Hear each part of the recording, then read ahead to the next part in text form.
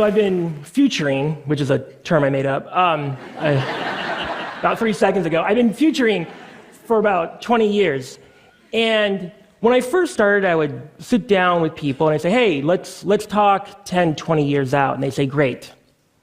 And I've been seeing that time horizon get shorter and shorter and shorter. So much so that I met with a CEO 2 months ago and I said, look, we started our initial conversation. He goes, I love what you do. I want to talk about the next 6 months. We have a lot of problems that we are facing. These are civilizational scale problems. The issue, though, is we can't solve them using the mental models that we use right now to try and solve these problems. Yes, a lot of great technical work is being done, but there's a problem that we need to solve for a priori before if we want to really move the needle on those big problems. Short-termism, right? There's no marches, there's no bracelets, there's no petitions that you can sign to be against short-termism. I tried to put one up and no one signed. It's so weird.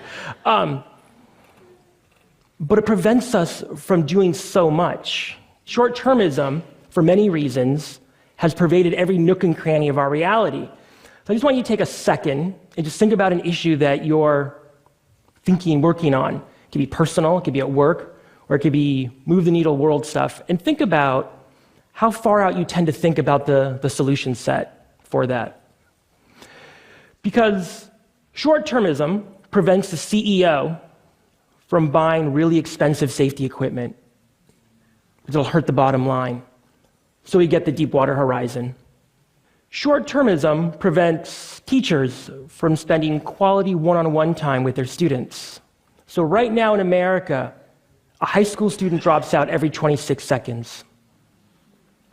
Short-termism prevents Congress, sorry if there's anyone in here from Congress, or not really that sorry,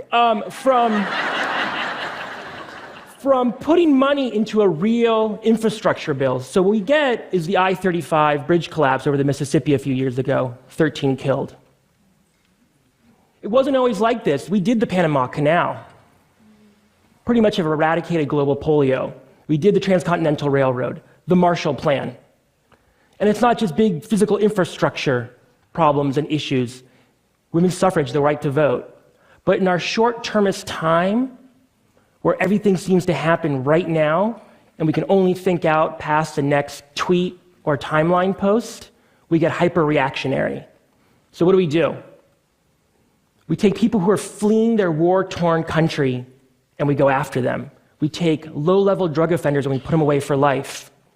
And then we build McMansions without even thinking about how people are going to get between them and their job. It's a quick buck. Now, the reality is for a lot of these problems, there are some technical fixes, a lot of them. I call these technical fixes sandbag strategies, right? So you know there's a storm coming, the levee is broken, no one's putting any money into it. You surround your home with sandbags, and guess what? It works.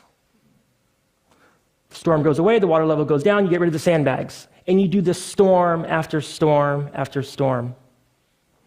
And here's the insidious thing. A sandbag strategy can get you reelected. A sandbag strategy can help you make your quarterly numbers. Now, if we want to move forward into a different future than the one we have right now, because I don't think we've hit, 2016 is not peak civilization. I think there's some more we can do. But my argument is that unless we shift our mental models and our mental maps on how we think about the short, it's not going to happen. And so what I've developed is something called Long Path, and it's a practice. And Long Path isn't a kind of a one-and-done exercise. I'm sure everyone here at some point has done an off-site with a lot of Post-it notes and whiteboards, and you do a long, and you do, no offense to the consultants in here who do that, and you do a long-term plan, and then 2 weeks later, everyone forgets about it, right? Or a week later, if you're lucky, 3 months.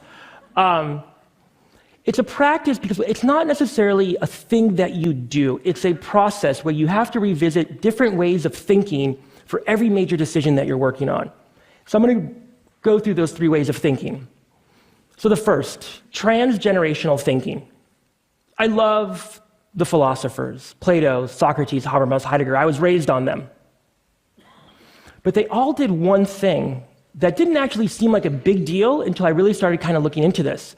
And they all took, as a unit of measure for their entire reality of what it meant to be virtuous and good, the single lifespan, from birth to death.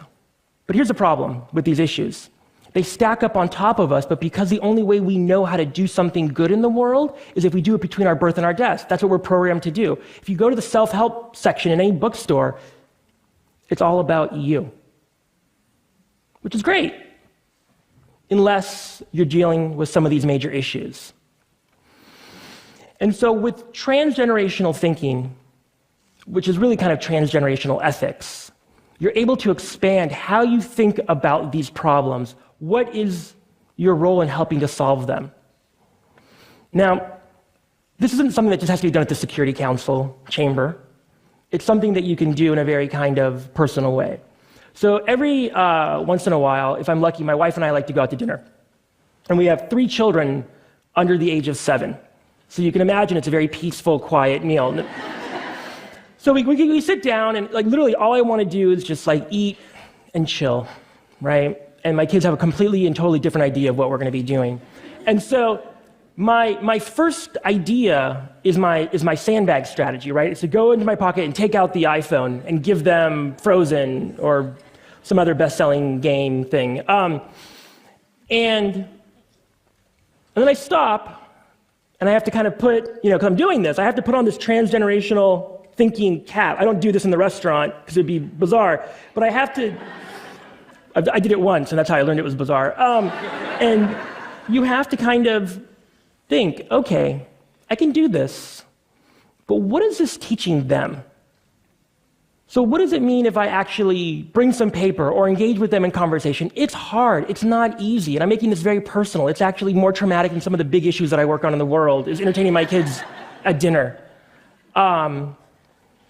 But what it does is it connects them here in the present with me, but it also, and this is the crux of transgenerational thinking and ethics, it sets them up to how they're going to interact with their kids and their kids and their kids. Second, future thinking. When we think about the future, 10, 15 years out, give me a vision of what the future is. You don't have to give it to me, but think it in your head. And what you're probably going to see is the dominant cultural lens that dominates our thinking about the future right now: technology. So when we think about the problems, we always put it through a technological lens, a tech-centric, a techno-utopian. And there's nothing wrong with that, but it's something that we have to really think deeply about if we're going to move on these major issues. Because it wasn't always like this, right? The ancients had their way of thinking about what the future was. The church definitely had their idea of what the future could be, and you could actually pay your way into that future, right? And luckily for humanity, we got the scientific revolution. From there, we got the technology. But what has happened, and by the way, this is not a critique. I love technology. There's everything in my house talks back to me, from my children to my speakers to everything. But we've abdicated the future from the high priests in Rome to the high priests of Silicon Valley. And so when we think, well, how are we going to deal with climate or with poverty or homelessness, our first reaction is to think about it through a technology lens. And look, I'm not advocating that we go to this guy. This is not, and I love Joel, don't get me wrong. But I'm not saying we go to Joel. What I'm saying is we have to rethink our base assumption about only looking at the future in one way, only looking at it through the dominant lens, because our problems are so big and so vast that we need to open ourselves up. And so that's why I do everything in my power not to talk about the future. I talk about futures. It opens a conversation again. So when you are sitting and thinking about how do we move forward on this major issue, it could be at home, it could be at work, it could be, again, on the global stage. Don't cut yourself off from thinking about something beyond technology as a fix, because we're more concerned about technological evolution right now than we are about moral evolution. And unless we fix for that, we're not going to be able to get out of short-termism and get to where we want to be. The final, telos thinking. This comes from the Greek root, ultimate aim and ultimate purpose. And it's really asking one question: to what end? When was the last time you asked yourself, to what end? And when was the last time, and when you asked yourself that, how far out did you go? Because long isn't long enough anymore. 3 to 5 years doesn't cut it. It's 30, 40, 50, 100 years. In Homer's epic, the Odyssey, Odysseus had the answer to his what end. It was Ithaca. It was this bold vision of what he wanted to return to Penelope. And I can tell you, because of the work that I'm doing, but also you know it intuitively, we have lost our Ithaca. We have lost our to what end. So we stay on this hamster wheel. And yes, we're trying to solve these problems, but what comes after we solve the problem? And unless you define what comes after, people aren't going to move. You know, the businesses, and this isn't just about business, but the businesses that do consistently, who break out of short-termism, not surprisingly, are family-run businesses. They're transgenerational, they're telos, they think about the futures. And this is an ad for Patek Philippe. They're 175 years old. And what's amazing is that they literally embody this kind of long Pathian sense in their brand. Because, move out of the way, you never actually own a Patek Philippe, and I definitely won't. Unless someone wants to just like throw $25,000 on the stage. You merely look after it for the next generation. So it's important that we remember the future. We treat it like a noun. It's not. It's a verb. It requires action. It requires us to push into it. It's not this thing that washes over us. It's something that we actually have total control over. But in a short-term society, we end up feeling like we don't. We feel like we're trapped. We can push through that. Now I'm getting more comfortable in the fact that at some point in the inevitable future, I will die. But because of these new ways of thinking and doing, both in the outside world and also with my family at home, and when I'm leaving my kids, I get more comfortable in that fact.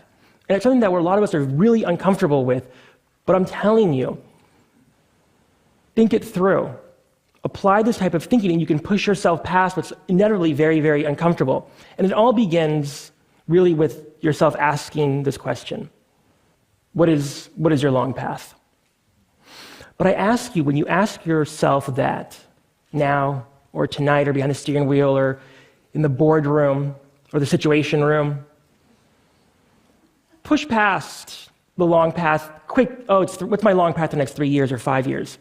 Try and push past your own life if you can, because it makes you do things a little bit bigger than you thought were possible.